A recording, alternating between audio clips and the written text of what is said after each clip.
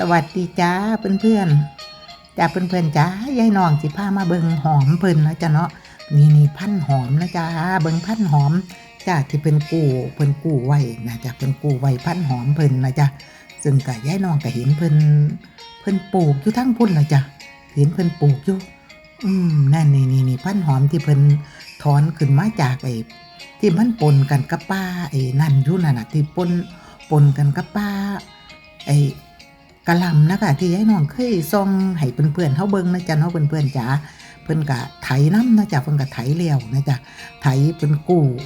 พร้อมเพิ่นไถนำนะคะเพิ่นเพื่อเพิ่นเตรียมพื้นดินนะคะเตรียมพื้นดินที่จะปลูกนี่จ้ะเนี่ยดินที่เพิ่นเตรียมไว้แล้วนะจ๊ะเพิ่นจะปลูกอันนี้เพิ่นกำลังปลูกกันนะคะเพื่อนๆจ๋าเนี่ยเพิ่นกำลังปลูกหอมพอดียายน้องไปพ้อนะคะเพิ่นชาวบ้านเพิ่นกำลังปลูกหอมกันนะคะเนาะแตกแซวอยู่ แต่ว่าเพิ่นเปิดเพลงนำนั่นติหม้องสำคัญมัน ยายน้องก็เอิ้นก็คุยกันกับเพิ่นนะจ้ะคุยกันกับเพิ่นหลายอย่างหลายแนวแต่ว่าบ่สามารถที่จะเปิดเสียงให้เพื่อนๆเฮาฟังได้นะจ้ะเนาะก็ถามข่าวกันนี่แหละจ้ะเพื่อนๆจ๋าแต่ว่าเพลงที่เพิ่นเปิดเพลงนำเนาะเพิ่นทำงานเพิ่นก็เปิดเพลงม่วนๆกันไปเนาะค่ะนี่ล่ะอันชีวิตบ้านๆของเฮานะจ้ะเนาะเพิ่นได้เหตุการณ์เหตุงานจังซี่เพิ่นก็มีเสียงเพลงแล้วเปิดวิทยุเปิดเสียงเพลงกันไว้เลยค่ะเนี่ยพันหอมที่เพิ่นปลูกนะคะที่เพิ่นเอาไปปลูกนะจ๊ะเพื่อนๆจ๋าเด้ยายน้องคิดว่าอันเพิ่นปลูกเพิ่นบัดเวลาเพิ่นสิปลูกจะว่าเพิ่นหัวน้อยก็บ่แม่นเด้จ้ะเนาะหัวใหญ่อยู่เด้น่ะพันหัวหอมพันหอมหอมแบงไหมจ้ะพันหอม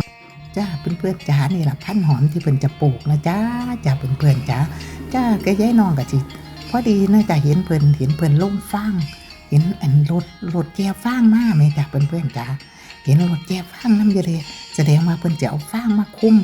มนะคะเนาะหลังจากที่เพิ่นปลูกหอมลงไปแล้วเพิ่นก็จะใส่ฟางนะจะคุ้ม